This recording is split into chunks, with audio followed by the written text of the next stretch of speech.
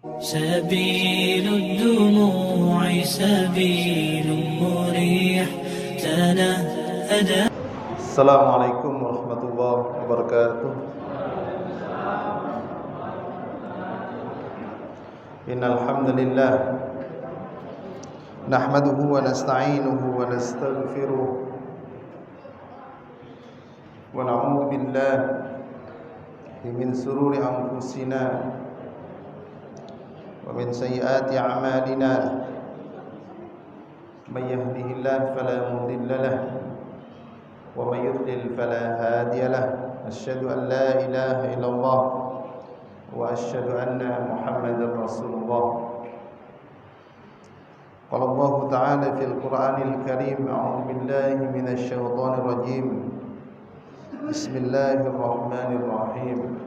إنا أعطيناك الكوثر فصل لربك وانحر إن شانئك هو الأبتر. وقال رسول الله صلى الله عليه وسلم: نعمتان مغبون فيهما كثير من الناس الصحة والفراغ. Bapak-bapak, ibu-ibu yang dirahmati Allah Subhanahu wa taala, kajian kita pada malam hari ini fikih kurban. Fikih kurban. Menurut bahasa Arab, kurban dikenal dengan nama al-udhiyah. Sekali lagi saya ulangi, di dalam bahasa Arab kurban dikenal dengan nama al-udhiyah. Maknanya secara bahasa adalah hewan yang dikurbankan atau hewan yang disembelih pada hari raya Idul Adha.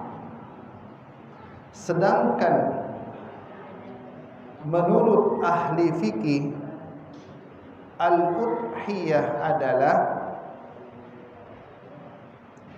binatang yang disembelih pada waktu tertentu dengan niat mendekatkan diri kepada Allah Subhanahu wa taala. Ibadah kurban disyariatkan oleh Allah Subhanahu wa taala berdasarkan firman-Nya di dalam Al-Qur'an surat Al-Kautsar ayat 2. Fasholli li rabbika wanhar. Maka salatlah dan berkurbanlah. Kemudian apa hikmah berkurban? Hikmah berkurban yang pertama, kurban dilakukan untuk meraih ketakwaan kepada Allah Subhanahu wa taala. Maka disebutkan di dalam Al-Qur'an surat Al-Hajj, lan yanalallahu luhumuha wala dima'uha walakin yanaluhu at-taqwa minkum. Daging-daging unta dan darahnya itu sekali-kali tidak dapat mencapai keridhaan Allah, tetapi ketakwaan dari kamulah yang mencapainya. Jadi kalau kita berkurban itu, ya, daging dan darah dari hewan kurban kita itu tidak akan sampai kepada Allah Subhanahu wa taala. Yang dilihat oleh Allah Subhanahu wa taala ketakwaan kita. Maksudnya apa? Kita patuh tidak terhadap perintah Allah. Jadi kan takwa itu kan artinya apa? Menjalankan perintahnya dan menjauhi larangannya.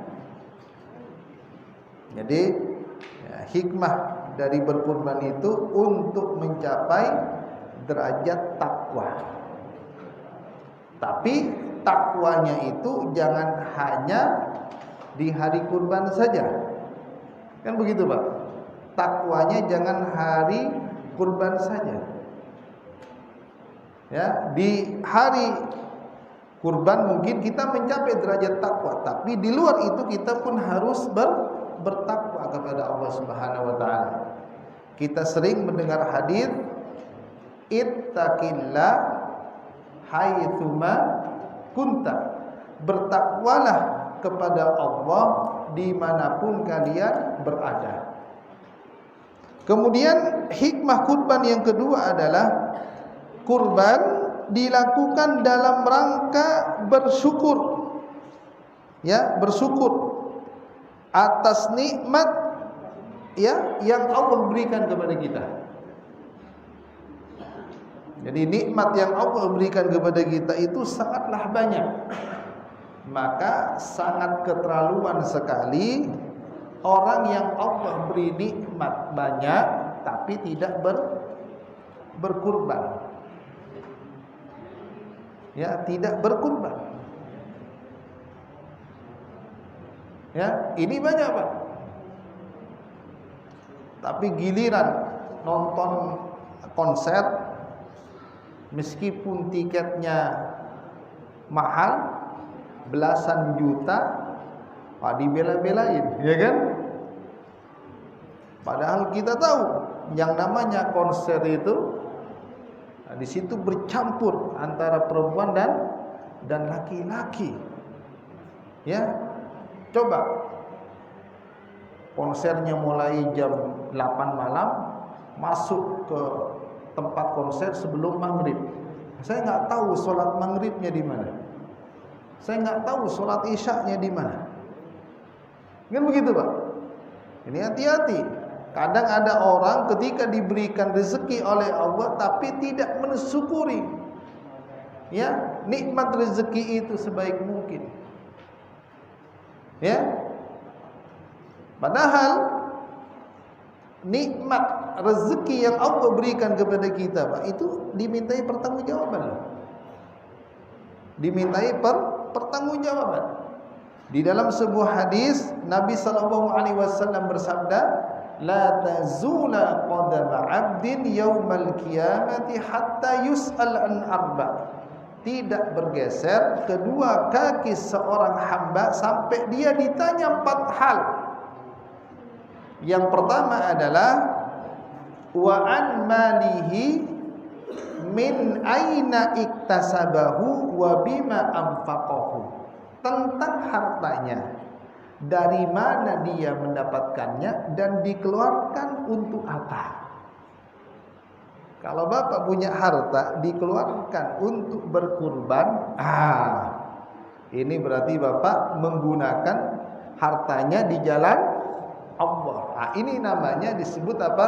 Syukrun nikmah. Orang yang bersyukur atas nikmat yang Allah berikan, apa kata Allah? Lanjutkan, lain syakartum la'azidannakum.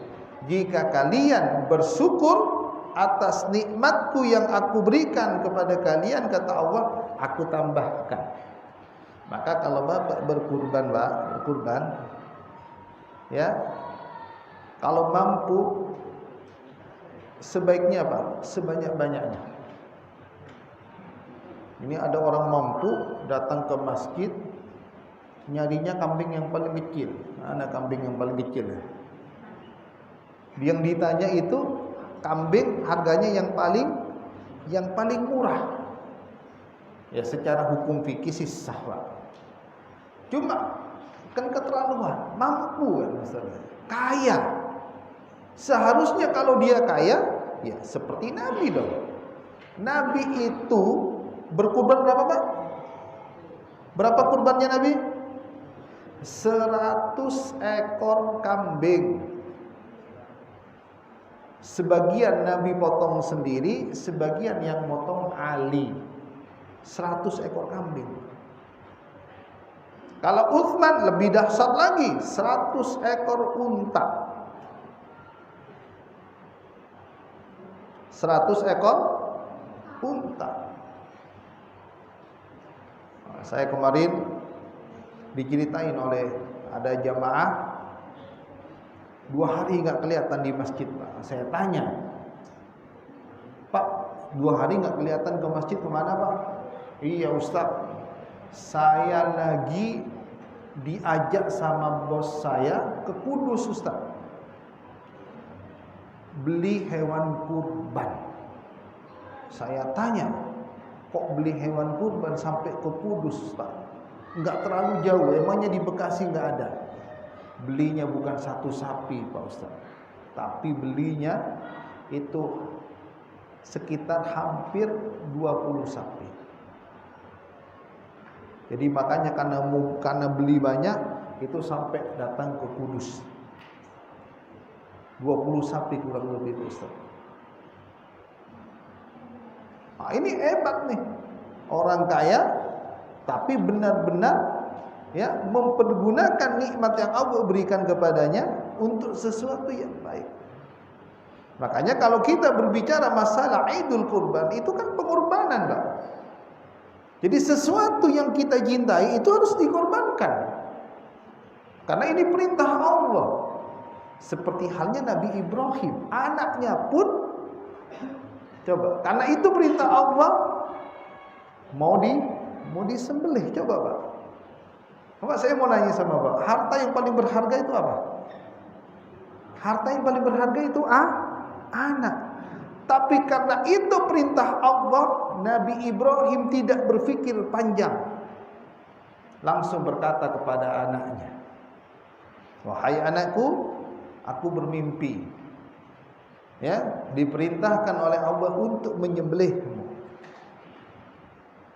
Dan kita tahu bahwa mimpinya para nabi itu adalah wahyu. Berbeda dengan mimpinya kita.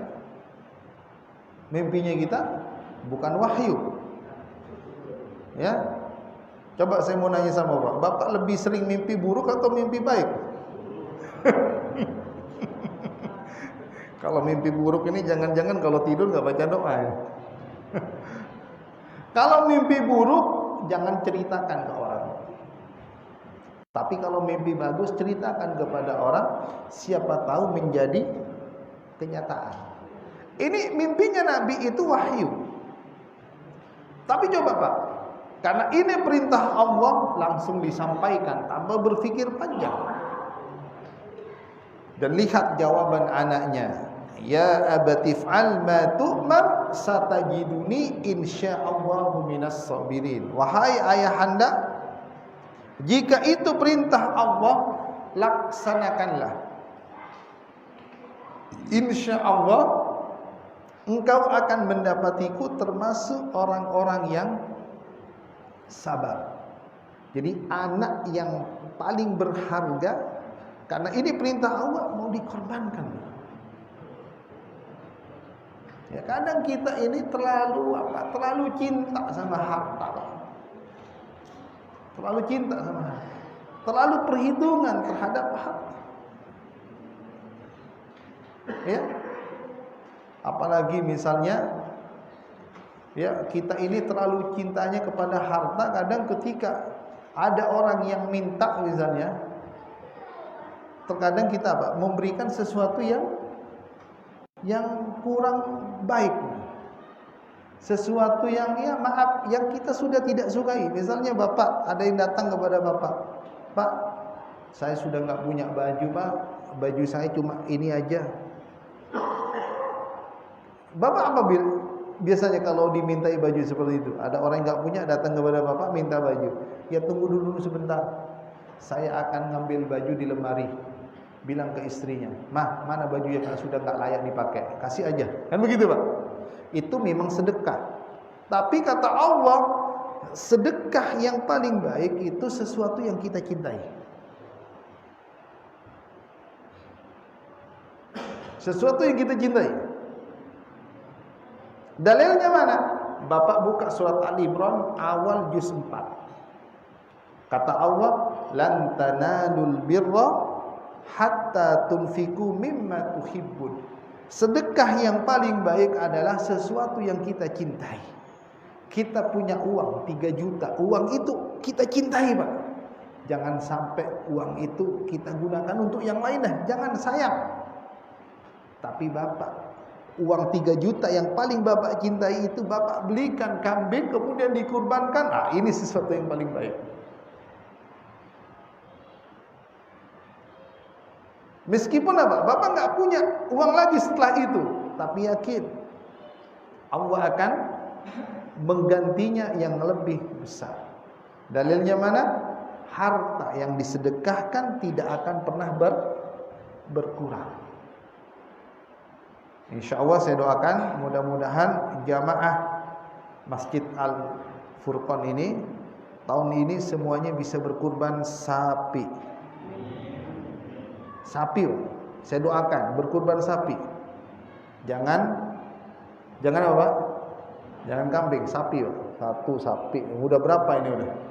Masya Allah. Saya doakan, aminkan, Pak.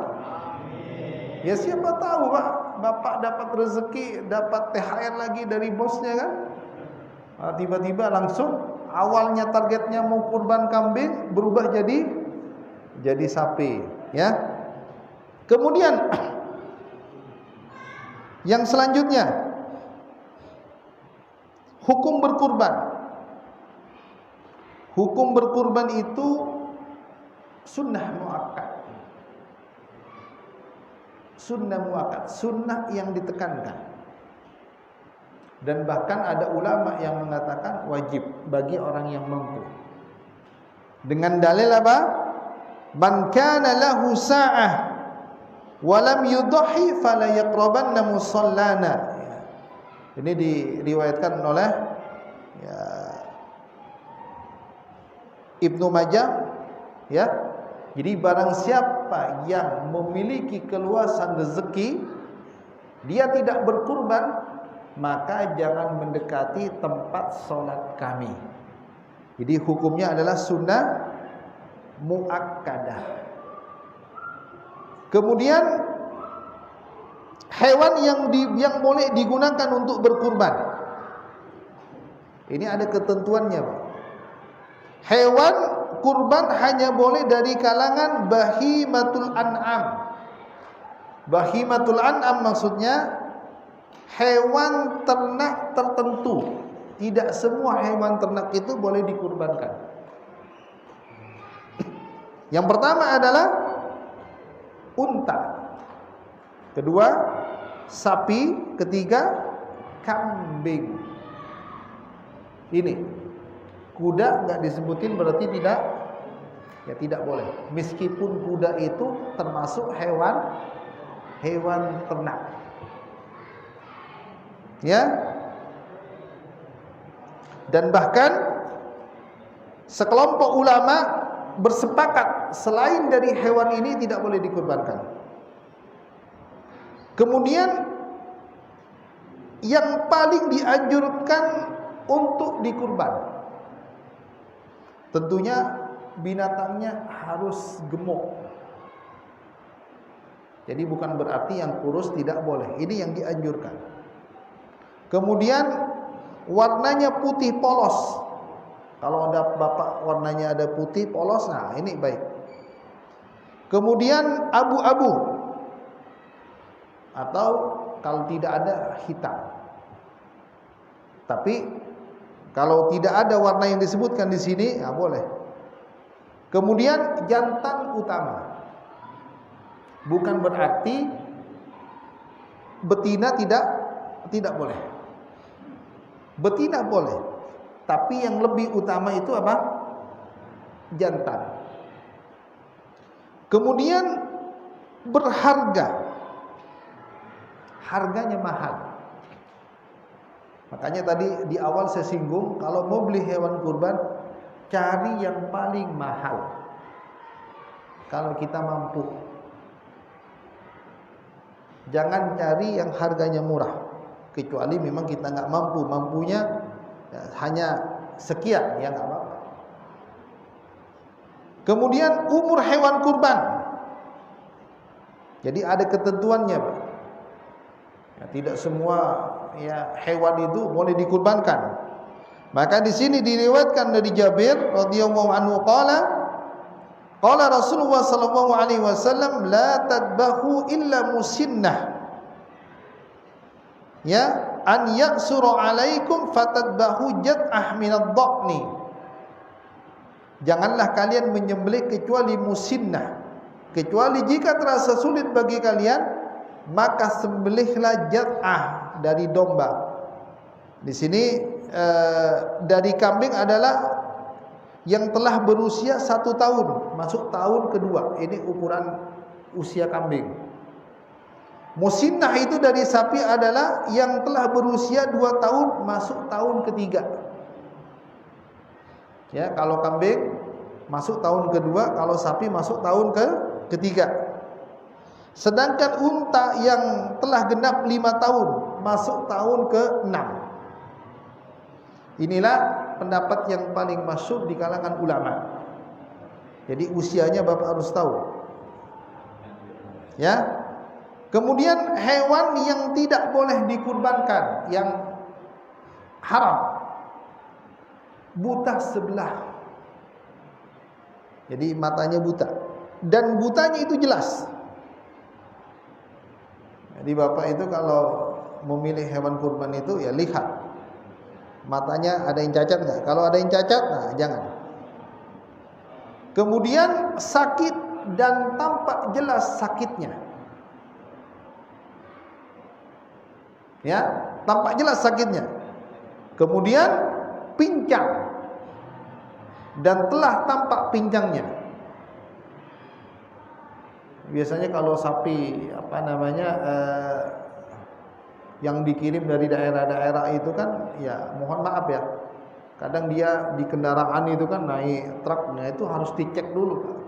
Ketika diturunkan itu kan sapi itu dari truk, ya itu khawatir ya, terkadang ada kakinya kadang ya karena kena keseliu apa gimana kan kakinya jadinya pincang. Harus benar-benar selektif Pak dalam hal memilih. Kemudian sangat tua, sampai-sampai tidak mempunyai sumsum tulang. Harus detail juga. Jadi kalau sudah tua nggak boleh. Kemudian hewan yang makruh dikurbankan. Yang makruh dikurbankan, sebagian atau keseluruhan telinganya terpotong. Jadi telinganya kalau ada yang terpotong, nah itu bukan tidak boleh tapi makruh. Kemudian yang kedua adalah tanduknya pecah. Ya, jadi makruh itu masih derajatnya masih boleh, tapi sebaiknya cari yang lain aja. Makanya panitia itu ya harus ini ya. Kalau menaruh hewan kurban kayak kambing itu kan suka apa nih? Suka berantem ya kan. Nah, makanya jangan dikumpulin. Nah, yang khawatir apa? Ya tanduknya pecah nanti. Jadinya makruh. Kemudian waktu penyembelihan hewan kurban. Waktunya di tanggal 10, kemudian ditambah 3 hari. 3 hari ini disebut namanya hari tasyrik. Hari masih kita diperbolehkan berkurban. Hari makan dan minum, dan dilarang berpuasa. Nggak boleh. Tapi insya Allah ya lebaran kita Idul Adha ini hari Kamis. Hari Kamis. Tapi kitanya mudah-mudahan sama lebarannya. Kalau Muhammadiyah itu sudah menentukan hari apa Pak? Hari Rabu. Tapi nggak tahu, nunggu pemerintah. Tapi yang paling terpenting Pak dalam hal ini, kebanyakan kita ini kadang mengikuti hari raya tergantung wukuf di Arafah. Jadi kalau wukufnya ya, di Arafah itu kan dijadikan patokan, padahal itu nggak dijadikan patokan. Karena yang namanya hilal itu, melihat hilal itu di setiap negara itu berbeda-beda. Jadi tidak sama. Jadi kalau dulu itu Pak, orang itu ya kan patokannya nggak di Arafah, wukuf di Arafah. Karena dulu kan belum ada Pak. Belum ada HP kan begitu kan? Belum ada teknologi sampai sama saat sekarang ini. Ya, sekali lagi wukuf di Arafah itu bukan patokan. Ya, silahkan Bapak ya, terserah mau mengikuti pemerintah itu lebih afdal. Ya. Kalau mengikuti Muhammadiyah juga jangan disalahkan. Kita hormatin aja. Jangan sampai gara-gara perbedaan sholat Id, nah kita bertengkar. Kan ada kejadian itu Pak, yang ngikutin pemerintah menghina Muhammadiyah, akhirnya dilaporkan ke polisi. Kan nggak lucu Pak. Makanya kalau mau bagus masjid ini memfasilitasi saja. Kayak di masjid mana itu?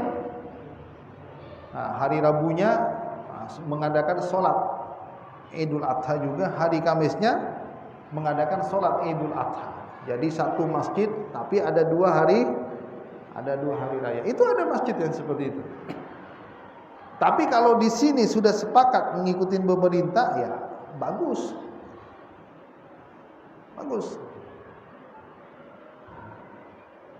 Ya, cuma sepertinya kebetulan saya punya teman juga di MUI, sepertinya tahun ini berbeda lagi Pak untuk Idul Adha. Berbeda lagi. Tapi kalau berbeda ya kita harus berlapang dada aja. Ya.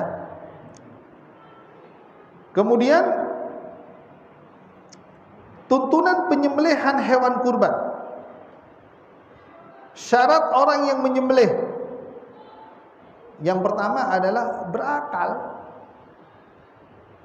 Dia ngerti caranya menyembelih. Jangan orang gila. Orang gila nggak ngerti menyembelih ya.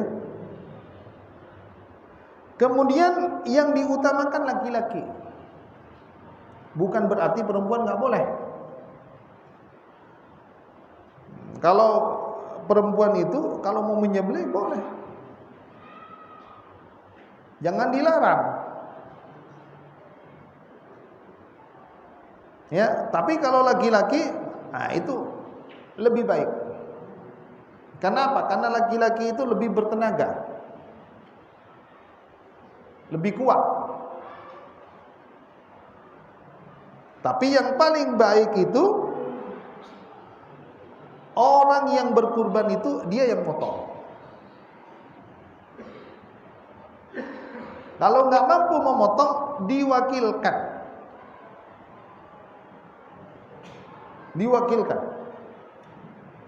Di tahun 2018 ada kakek-kakek berkurban sapi Pak, sendiri. Usianya ini sudah 72 tahun Pak. Tapi ngotot mau motong Pak. Enggak, saya mau motong sendiri katanya. Saya nggak mau diwakilkan. Keluarganya Pak itu sudah bilang, janganlah kayak nggak kuat kayak megang pisau aja udah miring-miring Pak. Tapi tetap kekeh mau motong. Akhirnya apa?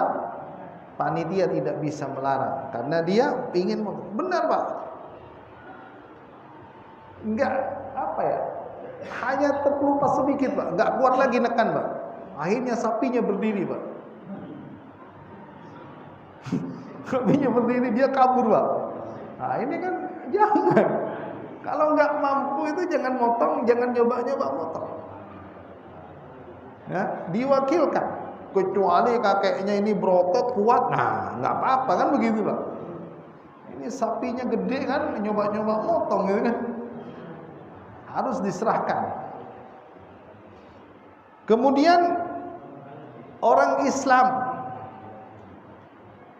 kenapa yang motong harus orang Islam? Karena kalau bukan orang Islam dia nggak baca bismillah, Pak. Kalau hewan yang disembelih, baik hewan kurban maupun bukan hewan untuk dijadikan hewan kurban, kalau dipotong tidak baca bismillah, sah nggak? Boleh dimakan nggak dagingnya? Nggak boleh, Pak. Nggak boleh. Meskipun hewannya yang disembelih anggap katakanlah hewan yang halal, tapi kalau yang motong bukan orang Islam, dia nggak baca bismillah, nggak boleh dimakan. Makanya takutnya, Pak, kalau kita keluar negeri gitu kan, memang ada ayam kan, tapi masalahnya yang motong ayam itu siapa?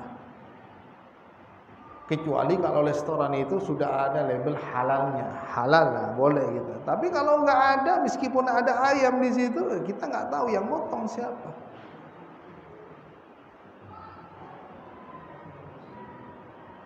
Saya itu, Pak, kalau ke pasar, saya nggak berani beli ayam yang sudah dipotong gitu kan, tapi penjualnya saya nggak kenal. Saya agak was-was. Takutnya meskipun dia orang Islam, kalau menyembelih tidak baca bismillah, ngeri juga gitu. Tapi baca bismillah, Pak. Enggak usah dilengkapi bismillahirrahmanirrahim. Bismillah saja. Bismillahi Allahu Akbar. Hadza minka walaka min, dari siapa? Min fulan wa ahlihi. Atau dengan doa Bismillahi Allahumma taqabbal, Bismillahi Allahu Akbar, Allahumma taqabbal min siapa?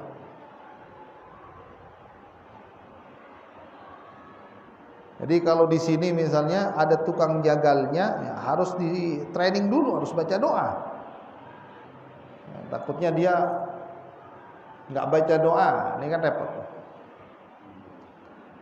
Kemudian sekarang adab dalam menyembelih, ini penting, Pak. Yang pertama, berbuat ihsan.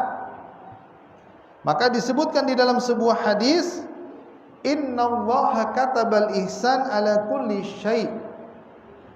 Fa idza qataltum fa ahsinu al-qitlah wa idza dabahtum fa ahsinu ad-dabha.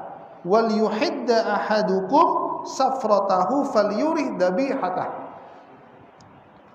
Sesungguhnya Allah memerintahkan agar berbuat baik terhadap sesuatu. Jika kalian hendak membunuh, maka bunuhlah dengan cara yang baik. Jika kalian hendak menyembelih, maka sembelihlah dengan cara yang baik. Bagaimana cara yang baik? Hendaklah kalian menajamkan pisaunya. Jangan sampai pisaunya tumpul atau tidak tajam. Kasihan. Ya, hewan kurban itu harus dipertajam. Kalau bisa setiap memotong diasah. Ya. Kemudian falyurih dabihatahu, dan senangkanlah hewan yang akan disembelih. Jangan ditakut-takutin. Nah, mati kan bentar lagi. Itu temannya udah dipotong tuh. Termasuk memperlihatkan, Pak. Itu nggak boleh. Itu namanya bikin hewan takut. Hati-hati. Jadi pas motong sapi gitu kan, sapi yang selanjutnya itu dilihatin, diperlihatkan. Enggak boleh, Pak. Harus dijauhi dulu, Pak. Kalau bisa darahnya disiram dulu, dibersihkan dulu, Pak. Ini bagian daripada menyenangkan apa? Binatang. Ya, yang hendak kita sembelih. Ya. Kalau bisa apa? Ketika pas motong ditutupin, Pak. Jangan sampai kawan-kawan yang lain itu, kawan-kawan itu melihat, Pak. Kasihan. Bapak pernah nggak lihat sapi sama kambing itu menangis? Ada yang menangis, Pak. Yang lebih parahnya lagi apa? Ketika ya menjatuhkan ya hewan kurban itu kadang apa? Kasar. Diinjak kakinya kadang, Pak. Ya. Kadang didudukin, Pak. Kadang ditarik, Pak. Kepalanya ditarik begini, Pak. Kasihan. Usap dia. Ini bagian dari apa? Menyenangkan hewan kurban. Kemudian membaringkan hewan di sebelah kiri. Membaringkan hewan di sisi sebelah kiri. Memegang pisau dengan tangan kanan. Ya, tapi jangan pisaunya ini jangan diperlihatkan, Pak. Nih, jangan disembunyikan dulu. Kemudian apa? Dan menahan kepala ketika hendak menyembelih, tahan. Tapi jangan terlalu ditekan, Pak. Ya. Kemudian apa? Yang ketiga, menghadapkan hewan ke arah kiblat. Ini penting. Karena di sini anna Ibnu Umar kana yakrahu an ya'kula dabahihi li ghairil kiblat. Sesungguhnya Ibnu Umar tidak suka memakan daging hewan kurban yang disembelih tidak menghadap ke kiblat. Enggak suka. Maka ya di hewan kurban itu dihadapkan ke kiblat. Baru habis itu mengucapkan tasmiyah dan takbir. Jadi bismillah, Allahu Akbar, ya, banyak pilihan doanya. Bismillah, Allahu Akbar, hada minka walaka, min siapa? Allah, bismillah, Allahu Akbar, Allahumma taqabbal min. Itu bisa juga bismillah, Allahu Akbar, Rabbana taqabbal minna innaka min siapa? Sekarang larangan orang yang berkurban. Ini larangannya. Maka di sini orang yang hendak mau berkurban itu dilarang apa? Pertama, memotong kuku. Kemudian apa? Rambut dan bulu-bulu yang lain.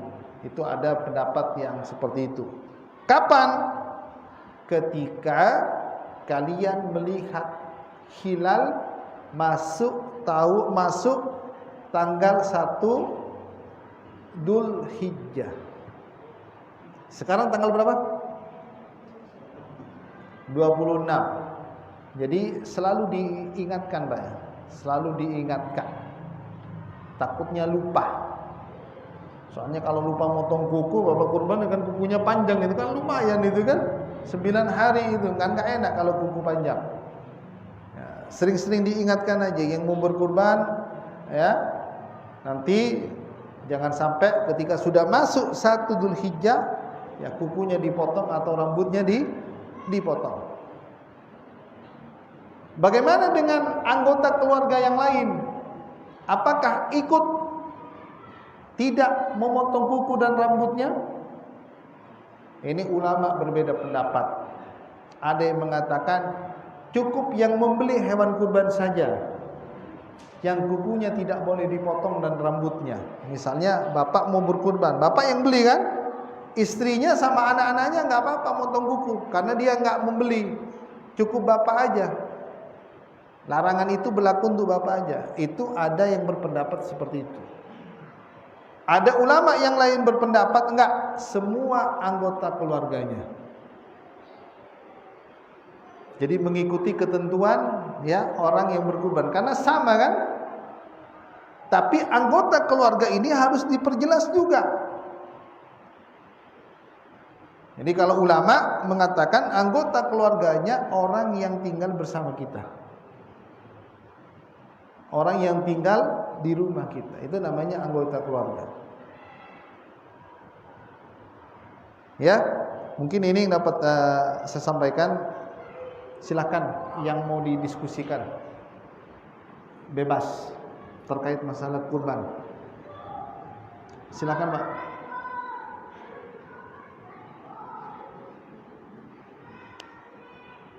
Ya. Waalaikumsalam.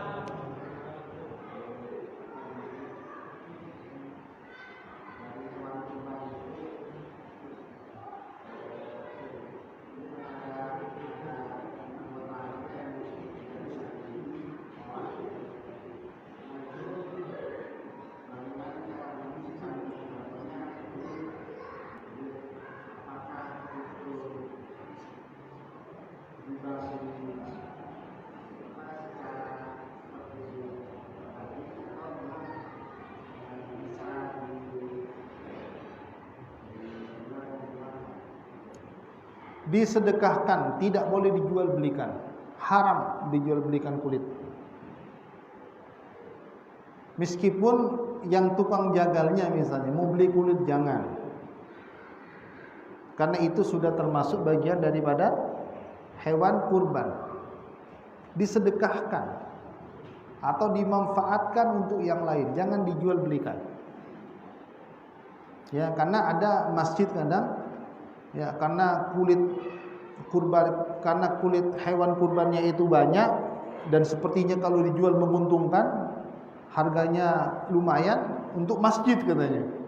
Jangan, enggak boleh. Tidak boleh.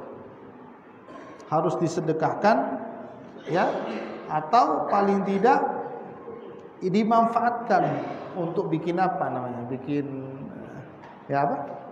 Beduk. Dan tidak boleh juga dijadikan upah. Enggak boleh. Nih, kamu boleh ya motong jadi ini, tapi upahnya dari ini, enggak boleh.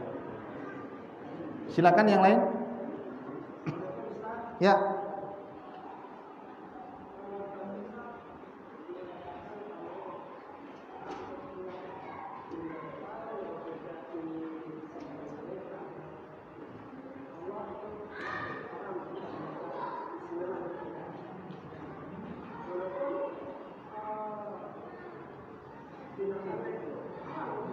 Gimana?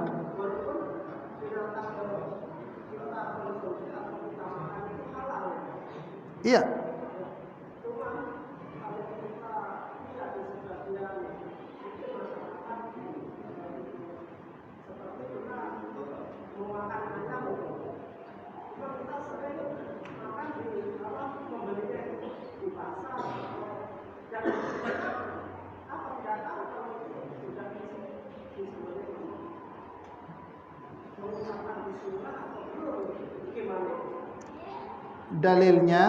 Dalilnya Bapak buka surat Al-An'am juz 6 ayat 119.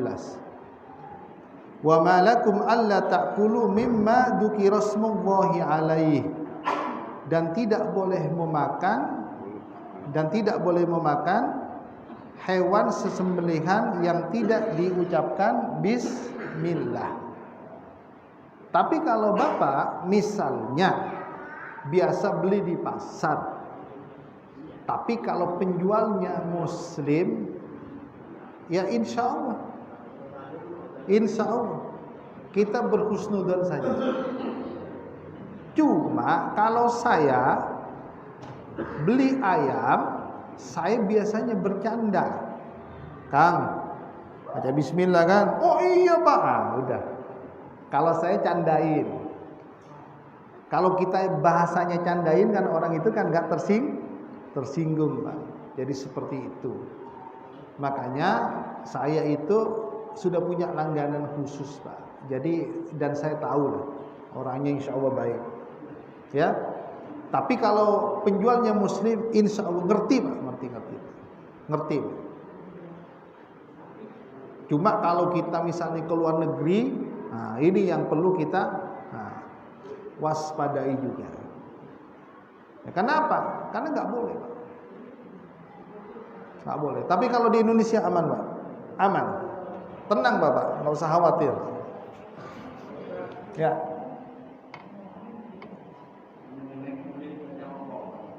Kulit.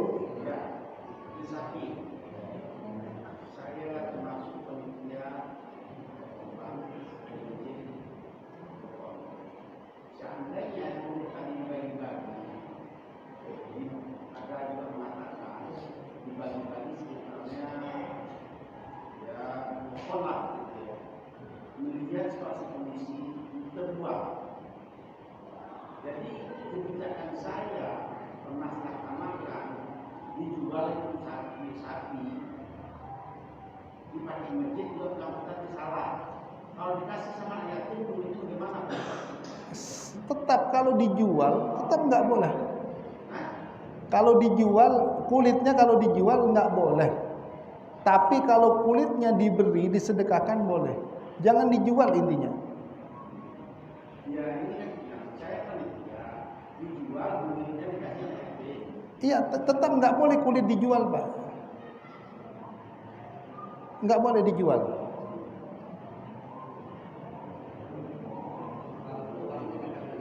Iya, tetap nggak boleh. Hah? Gimana?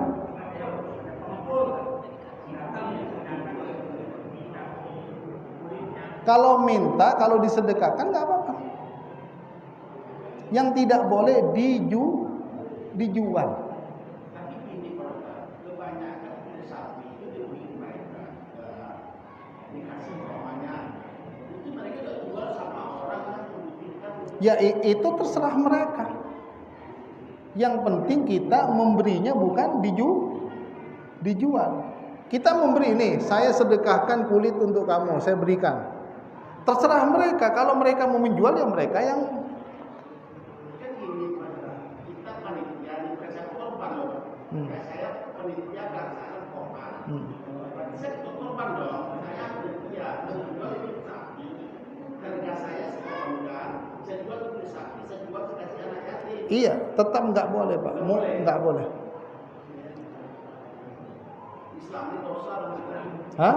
Islam ini dosa dong. Enggak, kalau nggak tahu nggak apa-apa. Kalau tidak tahu tidak apa-apa. Gimana? Di mana?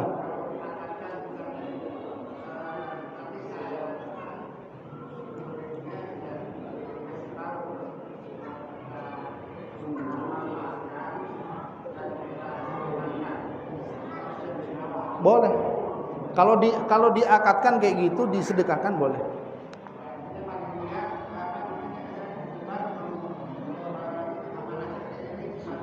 Iya.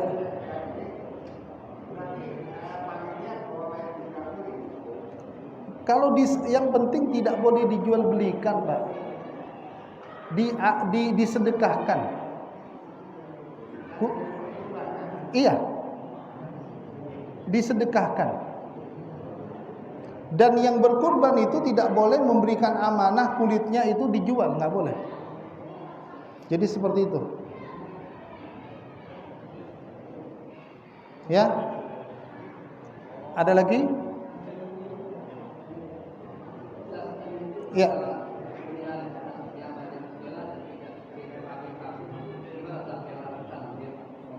Gimana, Pak?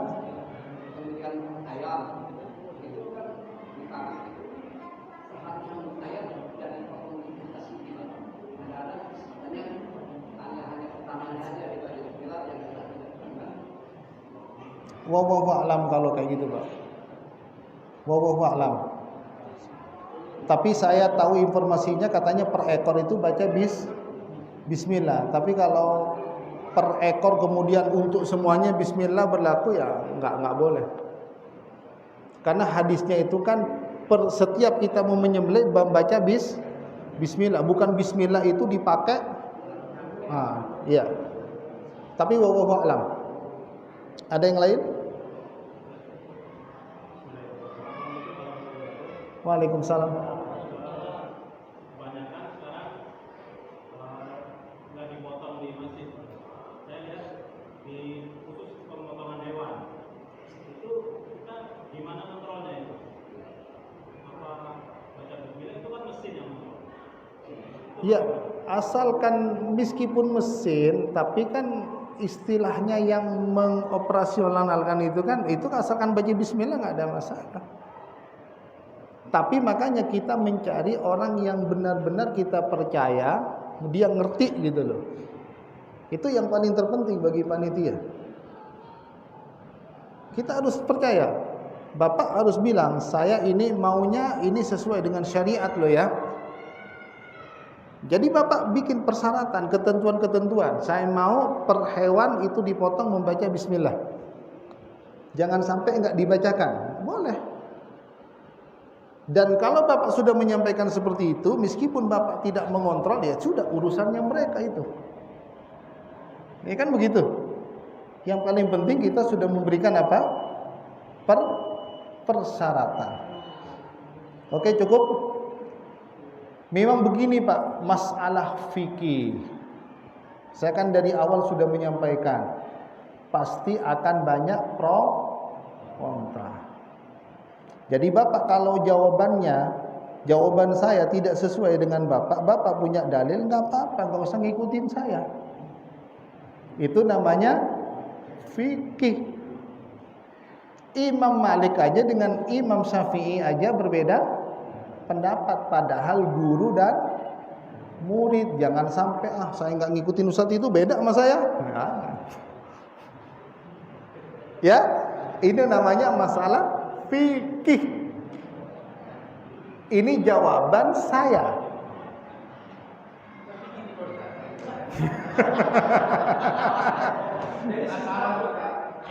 Salahnya saya hidup sampai sekarang menjadi pulang bertahun saya hidup seperti yang dimaksudkan saya. Semua dijual Pak. Ya, saya akan pelajari pendapatnya Bapak. Nanti. Tapi yang setahu saya kajian, saya mau korban, saya motong, saya jual itu kulit sapi itu berharam. Tapi kalau saya panitia, saya kasih ke orang atau orang anak yatim, anggap saya nggak salah. Iya. Pendapat saya nggak boleh. Kalau Bapak mengatakan boleh, silakan, nggak apa-apa.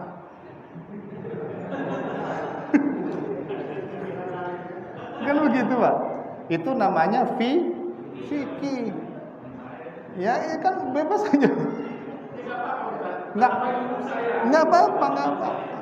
Ya alhamdulillah kan Bapak menemukan jawaban yang tidak sama dengan Bapak. Jadi biar Bapak mencari jawaban saya dulu. Wah, Ustadz bilang nggak boleh. Apa alasannya, kan begitu Pak? Ya, nah, itu namanya masalah fikih. Ya, oke? Ya.